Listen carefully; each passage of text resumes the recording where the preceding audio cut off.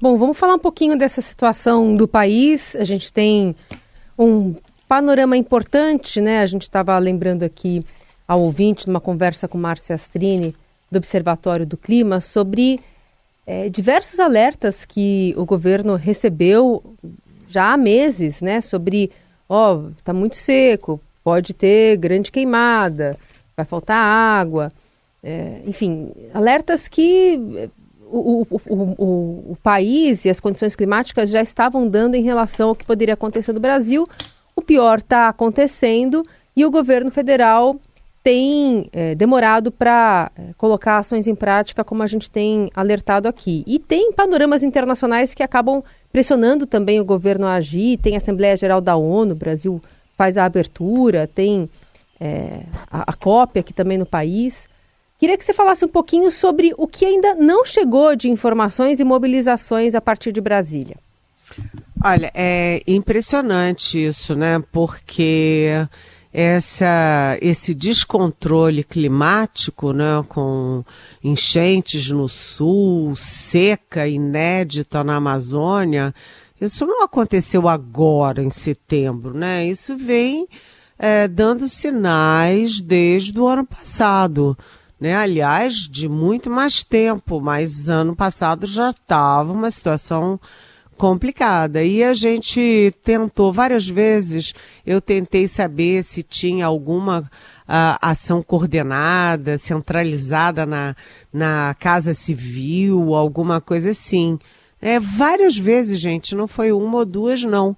Né? Ao longo do tempo e nunca tinha. Não, tá lá no Ministério do Meio Ambiente e tal, e agora a situação é calamitosa, a gente nunca pôde esperar, né, que acontecesse o que está acontecendo com a nossa Amazônia, com o nosso Pantanal, com o nosso Cerrado, com o Parque Nacional de Brasília, com a Chapada dos Veadeiros, com a Chapada dos Guimarães.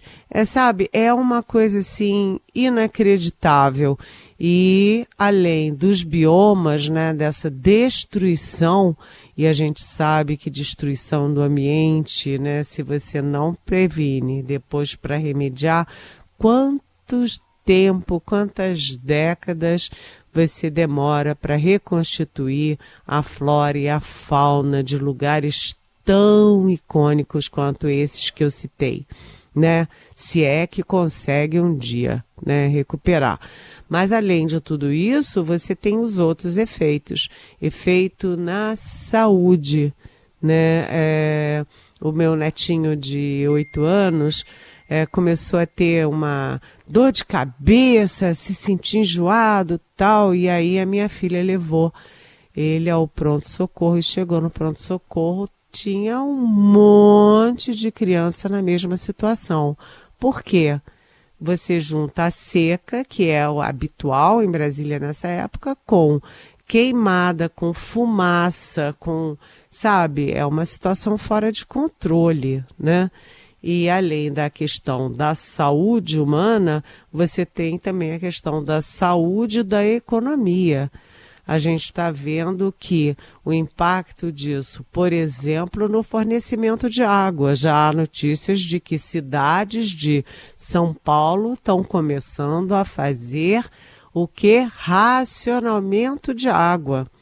Você tem um impacto todo na agricultura, na pecuária, portanto, no fornecimento de alimentos e, portanto, também na inflação, né? Então tem todo um círculo vicioso, cruel nessa história toda, e o governo demorou demais, né? Nós estamos na metade do ano, eu já falei aqui há dias do início da primavera, quando tende a começar a chuva, e o governo demorou a entender a importância, demorou a agir, só fez anúncio depois de pressionado pelo Supremo, e um anúncio meio vazio. A semana está terminando e ninguém sabe quais são os recursos necessários para aquele plano emergencial, né? Ninguém sabe de onde vêm esses recursos, ninguém sabe qual é o contingente a mais que será empregado, né? Quem que está à frente disso tudo? Não se sabe sequer qual o formato da tal da autoridade climática, né? Porque a Marina Silva, do Meio Ambiente, exige que a autoridade climática fique sob o guarda-chuva do ministério dela. E o Palácio do Planalto quer que a autoridade climática fique descolada do Ministério do Meio Ambiente e sob o guarda-chuva do próprio Palácio do Planalto. Ou seja, sabe, o governo não tinha o direito de errar, até porque qualquer coisa que fizesse melhor já seria uma comparação favorável com o governo passado, que era negacionista. O primeiro chanceler, que foi o Ernesto Araújo, ele escreveu e assinou embaixo que esse negócio de ambientalismo, ambientalismo é um instrumento da China para dominar o Ocidente e transformar o mundo num mundo comunista. Ou seja, era uma maluquice. Então, qualquer coisa que o Lula fizesse já seria melhor. Mas o Lula perdeu o timing, né? O governo está descoordenado e a COP vem aí, né?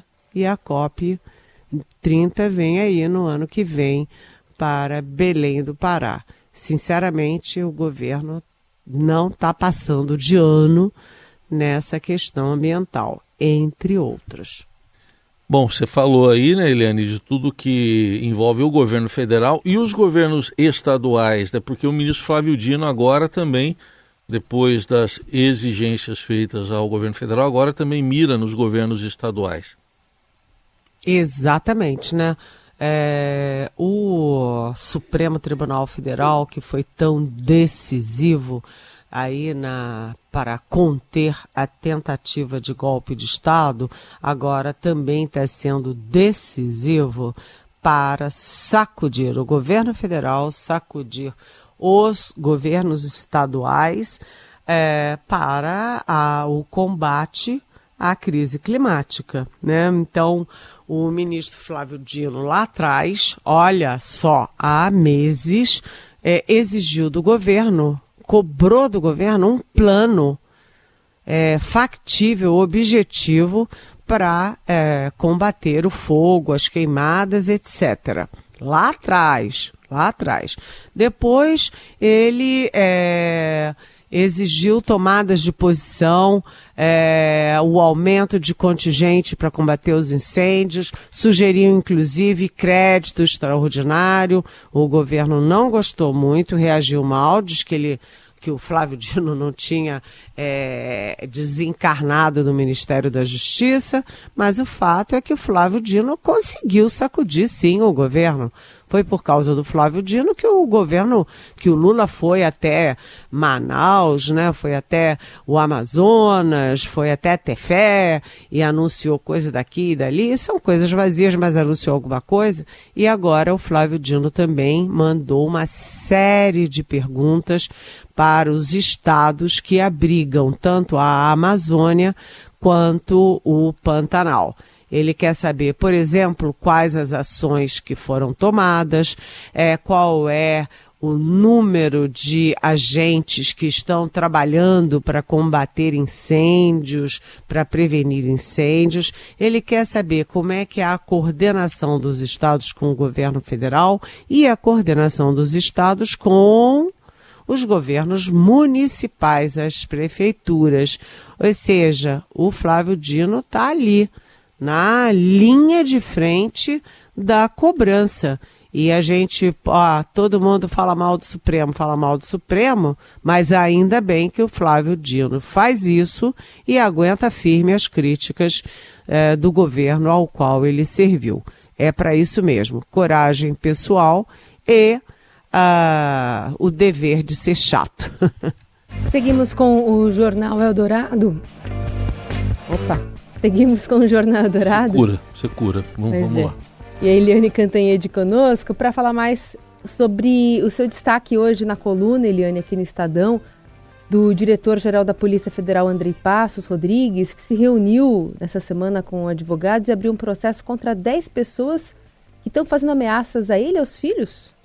Pois é, são o próprio diretor-geral da Polícia Federal, Andrei Passos Rodrigues, ele sim se reuniu com advogados no gabinete dele na quarta-feira e está processando simplesmente 10 pessoas, né, que fazem ameaças a ele e aos filhos, inclusive com coisas muito pesadas. Eu vou citar um exemplo, que mandaram inclusive vídeos de estupros para a caixa de mensagem dele. Então é uma coisa assim muito violenta, né? Então o Andrei Passos está processando essas pessoas e vai até o fim, né? Porque quando mexe com família, com filho, é muito complicado e muito perigoso, né? Ninguém brinca com isso. Além dele, também o delegado Fábio Schor também está processando os que estão ameaçando e atacando a ele, aos filhos dele, a mulher dele, né, inclusive do ponto de vista moral, exibindo a imagem dele, exibindo dados pessoais dele, deixando recadinhos no endereço dele para mostrar que sabem onde eles moram. Então, esse Fábio Schor é uma figura muito importante porque ele foi ou é encarregado de processos que dizem respeito, né, de inquéritos que dizem respeito ao então presidente Jair Bolsonaro e a grupos bolsonaristas. Por exemplo, ele é que foi o encarregado do inquérito sobre as joias da Arábia Saudita, aquele monte de diamante, colares, etc., etc. E foi por causa desse inquérito que o Bolsonaro foi indiciado por peculato, por organização criminosa, desvio de dinheiro público, etc. Então, depois disso, né, ele começou a ser perseguido, ele e a família, e com ameaças graves. E ele também, o delegado, o doutor Fábio Schor, é também responsável pelos inquéritos de milícias digitais e fake news, né? E ele é muito atacado. Um dos que atacam o Fábio Schor é exatamente o senador Marcos Duval, que é um senador bolsonarista muito estranho, diz que é da SWAT, sei lá o quê. E esse caso foi o caso pivô da guerra entre o Supremo e o Elon Musk, né? Entre o Alexandre de Moraes e o Elon Musk. Por quê? Porque foi o Alexandre de Moraes que determinou ao X que retirasse o perfil de várias pessoas que estavam atacando o delegado Fábio Schor, inclusive o perfil do Marcos Duval, do senador Marcos Duval. E o X se recusou a retirar esses perfis, foi multado, não pagou as multas e, no fim, o Alexandre de Moraes não teve alternativa senão suspender o X do Brasil. Então, a Polícia Federal também se autodefende ali. Claro, evidentemente se autodefende. Agora, é uma guerra, né? Porque essa turma de golpe, de fake news, de milícia digital, não ataca apenas o Supremo Tribunal Federal e particularmente o Alexandre de Moraes. Ataca também a cúpula da Polícia Federal. É uma guerra, né? Certamente. E detalhes lá na coluna da Eliane, que você também encontra no portal do Estadão, estadão.com.br. Eliane, e fechando a semana, né, com mais uma pesquisa divulgada, ontem foi a do Datafolha, já mostrando ali numericamente um descolamento à frente Ricardo Nunes e Guilherme Boulos, mas com descolamento em relação a Pablo Marçal na terceira posição. Há uma discrepância da pesquisa da Quest, né, que saiu na véspera, e do Datafolha, que saiu ontem. É uma discrepância em relação a Pablo Marçal. Mas no mais... Ixi, Carolina, ó, também tô na tua. Tá duro mesmo. Espera que eu vou me solidarizar com vocês. Vamos ficar tossindo os três demais, aqui ao vivo. Tá demais. Tá demais. Mas, enfim, houve essa discrepância, mas as duas pesquisas confluem para o principal, né? O principal é que o Ricardo Nunes, o prefeito da capital que concorre à reeleição, ele está se descolando principalmente do adversário mais imediato dele, que é o Pablo Marçal. Então, o Ricardo Nunes está com 27% no Datafolha, enquanto o Pablo Marçal recuou para 19%. Ou seja, há um descolamento numérico, apesar ali de, sabe, se você pegar a margem de erro para cá, para lá, você pode dizer que ainda está embolado, mas de 19 para 27 é uma diferença que já pode ser considerável. E isso tudo tem dois fatores, né? Do lado do Ricardo Nunes tem o fator do incumbente, né? O prefeito que concorre à reeleição, ele tem a faca, o queijo e a caneta na mão, tem muita visibilidade, tem o que mostrar. Enquanto os outros dizem, olha, eu pretendo fazer tal coisa, o prefeito usa o tempo de televisão e rádio para dizer o que ele já fez. Obviamente, mostrar o que ele fez e o povo gosta, e esconder o que ele fez e o povo não gosta, e principalmente o que ele deixou de fazer, né? Então, ele também desmistifica aquela ideia de que o programa de rádio e televisão não servem para nada, que a campanha hoje o que importa é internet. Não é bem assim, né?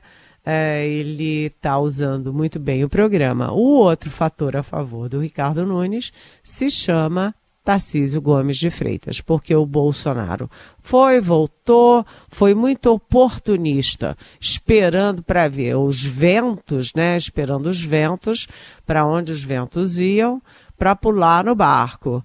E o Tarcísio Gomes de Freitas não. Desde o início ficou firmemente com o Ricardo Nunes.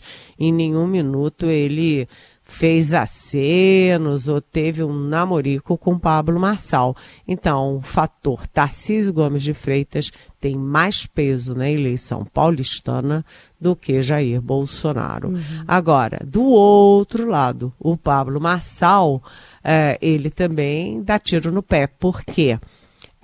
Primeiro porque ele não tem mais o X, né? Ele fazia a campanha toda na internet, sem o X é uma perda considerável. Tem as outras redes, mas o X tem um peso considerável, ou teria um peso considerável. E quanto mais o Pablo Marçal é conhecido, quanto mais as histórias pregressas dele são conhecidas, mais ele cai. Por quê? Porque ele hoje é o campeão da rejeição, com 44% de rejeição no Datafolha, enquanto o Ricardo Nunes tem uma rejeição muito menor. E volta aí a possibilidade mais plausível de um segundo turno entre Ricardo Nunes e Guilherme Boulos, que tem o apoio do governo Lula, mas que não está tendo muito a presença do presidente Lula. A partir de agora, a expectativa é de que o Lula entre em campo.